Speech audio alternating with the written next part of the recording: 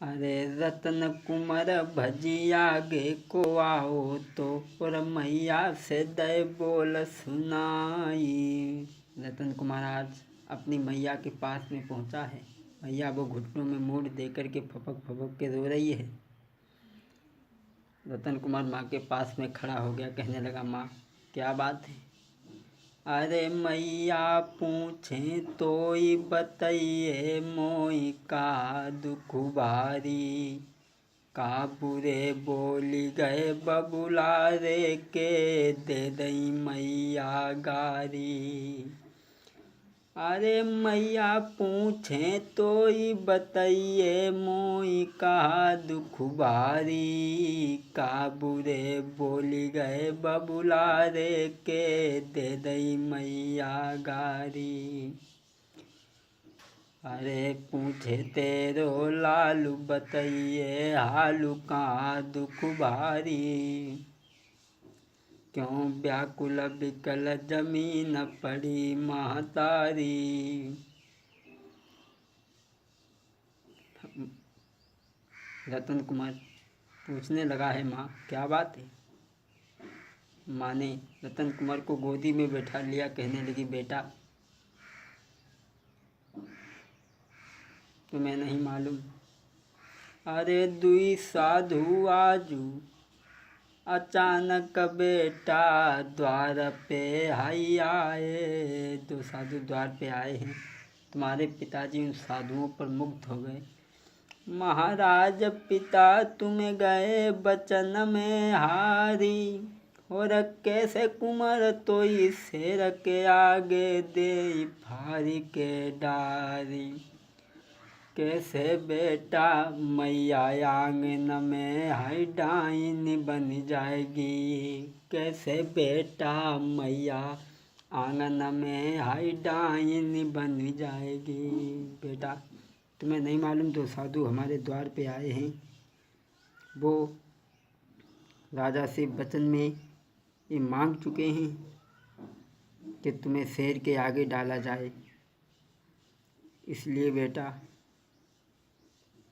मैं तुम्हें कैसे डाल सकती हूँ शेर के आगे? तो रतन कुमार कहने लगे, माँ मेरा ये सौभाग्य है जो मेरा शरीर शेर के हित में जाएगा। हाथी के दांत के खिलौना बने भांति भांति, और बकरा की खाल देखो ढोलक मढ़ियाई है। गेंड़ा की खाल देखो,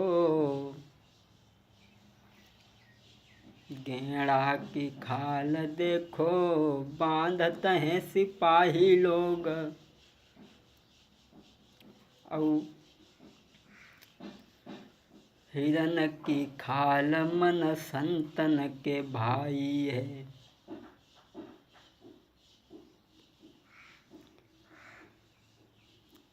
और मेढ़ा की खाल को बांधते हैं ढाल में सिपाही लोग, और मानव की खाल का में न जकाऊ के आई है। रतन कुमार कहने लगे, माँ मेरा सौभाग्य है जो मैं शेर के पेट में जाऊंगा। और यही बात भगवान राम ने अपनी माँ से कही थी कि माँ तुमने मुझे 14 वर्ष का वनवास दिया है तो मेरा सौभाग्य है। जो देवताओं के हित में मेरे शरीर को कष्ट भी उठाने को अगर पड़े तो ये कष्ट नहीं है, मैं सौभाग्य अपने आप को समझूंगा। भगवान ने कहा था, माँ सुनु जननी बई सुत बड़े भागी, मात पिता जय बचन अनुरागी। सुनु जननी बेई सुत बड़े भागी, मात पिता बचन अनुरागी। माँ ये तो मेरा सौभाग्य है। वही बात आज रतन कुमार ने अपनी माँ से कही है, और अपनी माँ को समझाने के बाद मैं पिता के पास भी पहुँचा। हाथ जोड़ करके कहने लगा, पिताजी अरे तुम काहे को देर लगाई, फौरन यारा लेके काट के मोई तुम दियो गिराई, फौरन शेर के आगे डारो, काहे को तुमने बिलम लगाओ। कहने लगा, पिताजी ये तुम्हारा बेमतलब का विचार है कि मैं शेर के पेट में जाऊंगा। तो मेरा सौभाग्य है तो मैं शेर के पेट में जाऊंगा, किसी के काम आ रहा हूँ। अरे तब भूपुहिल की भरी गो है रोई, गोद उठाई लो बेटा को, राजा ने बचन सुनाओ। राजा ने अपने पुत्र को गोद में ले लिया। कहने लगे, बेटा ऐसा दुनिया में कोई अभागा बाप नहीं होगा जो अपने पुत्र को अपने हाथ से मारेगा। संत लोग कहने लगे हैं, राजा देर क्यों कर रहा है, नाटक क्यों दिखा रहा है? अगर फाड़ना है तो अपने बच्चे को फाड़ मेरे शेर के आगे डाल, आरा लेके आ। आज राजा आरा मांगने के लिए चला है। अरे मन में अति हैरान भूप, आरा मांगन को चली दियो, कैसे फाड़ूं कुमर को, अरे उमरी लला की बारी। राजा जा रहा है, मार्ग में सोचता हुआ जा रहा है कि मैं अपने पुत्र को कैसे फाड़ूंगा, कैसे मेरे पुत्र को शेर नोच नोच करके खाएगा। अरे दिल में अधिक विचार भूप के, मार्ग में रहो जाई, एक द्वारे पे पहुँची भूप ने, दीनों बचन सुनाई। एक द्वारे पे राजा पहुँचा, लोहार के दरवाजे पे। कहने लगा, ऐसा करो हमें आरा दे दीजिए। लोहार ने कहा, श्रीमान क्षमा करना, अरे आप यहाँ के राजा हैं, हम सभी आपके यहाँ ताबेदारी करते हैं, नौकरी करते हैं, आपको ऐसी क्या ज़रूरत पड़ गई जो आप आरा मांगने के लिए चले आए, हमें बुला लेते। कहने लगे, बात ये है, मैं अपने पुत्र को फाड़ करके शेर के आगे डालूंगी, संतों से मैं वचन हार गया हूँ। उसी समय लोहार ने किमार बंद करते हुए कहा, श्रीमान क्षमा करना मुझे, मेरे पास लकड़ी चीरने वाला तो आ रहा है लेकिन पुत्र को फाड़ने वाला आ रहा नहीं है। भले ही तुम यहाँ के राजा हो, मुझे फांसी लगवा देना। उसने किमार बंद कर ली। राजा आगे को बढ़ा, नीम के वृक्ष के पास में खड़ा हो गया और नीम के पत्ता को हाथ में लेकर के कहने लगा, इसका आकृति तो बिल्कुल आरे जैसा है, फिर ये आरा क्यों नहीं बन जाता? अरे धरो अरे जाने हरिचरणन को ध्यान, भैया कीनो, और जाने प्रभु चरणन में ध्यानु कीनो। तो भगवान ने देखा भक्त की आवाज़ को, भक्त की पुकार को, तो भगवान ने देर नहीं की। अरे राजा ने रुधनु मचाओ रे मचाओ रे मचाओ,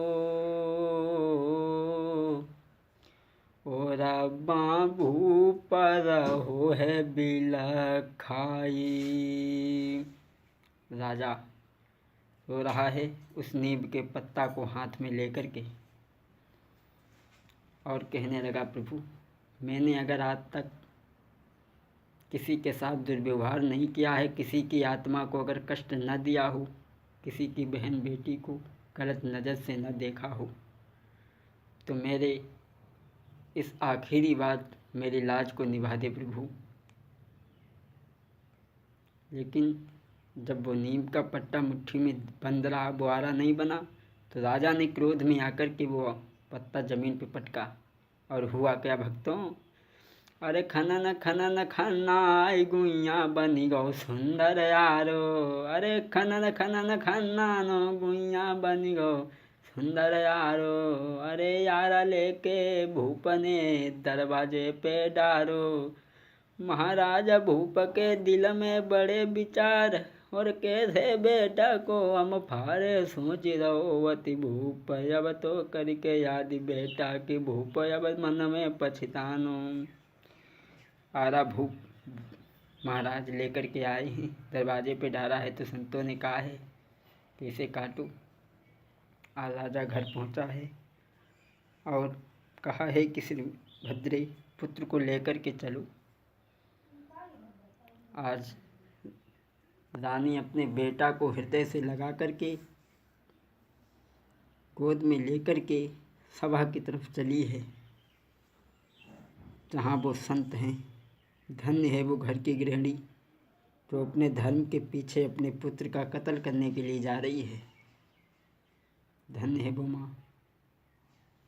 आज सभा में पहुँची है तो संत लोग कहने लगे हैं क्यों देर कर रहे हो, काटो इसे। एक तरफ राजा खड़े हुए हैं, एक तरफ रानी खड़ी हुई है। उसी समय रानी के आँख से आंसू बहने लगे और रोने लगी। तेरे बिछड़न को कुमर मुँह पे दुख सहो नहीं जाई, रात दिना बिल खाऊंगी बिन गछ बछरा बिन गाय। बेटा मैं तुझे कैसे फाड़ के शेर के आगे डालूं, तेरी बाली उम्र है। उसी समय रतन कुमार कहने लगा माँ लीनो जन्म सो मरतु है, यूं धीर दिल को दीजिए, एक बार मैया प्यार करी गोदी में मुँह को लीजियो। माँ जिसने इस संसार में जन्म लिया है उसे एक ना एक दिन जाना है। मेरा सौभाग्य है, तुम्हारा उठाओ मेरे शरीर के 2 टुकड़े कर दो। उसी समय संत लोग कहने लगे हैं क्यों देर कर रहे हो, इसे फाड़ करके हमारे शेर के आगे डालो, मेरा शेर भूखा है। राजा और रानी फाड़ने के लिए जब तैयार हुए हैं, बेटे के सिर पे जब आरा रखा तो राजा कहने लगे रानी। तुरंत ही संत लोगों ने जवाब दिया है तुम दोनों में से अगर कोई रो गया तो मेरा शेर नहीं खाएगा, तुम्हारा धर्म भी जाएगा और पुत्र भी जाएगा। राजा कहने लगे इसलिए रानी पत्थर का हृदय कर लो, पुत्र को फाड़ करके शेर के आगे डालो। मेरी प्राणन प्यारी बेटा को फाड़त पे रोई मत जइयो। रो मत जाना रानी, नहीं तो दोनों तरफ से जाऊंगा। न होशियारी से बेटा पे आरा तुम चलइयो। महाराज के भूप की भरी आई हिलकी, अरे जब ही राजा संत राजा से कहने लगे समझ आई। ओरे छलिया छल करिबे के बाद में मुँह को छली रहो है। ओरे छलिया छल करिबे के बाद में मुँह को छली रहो है।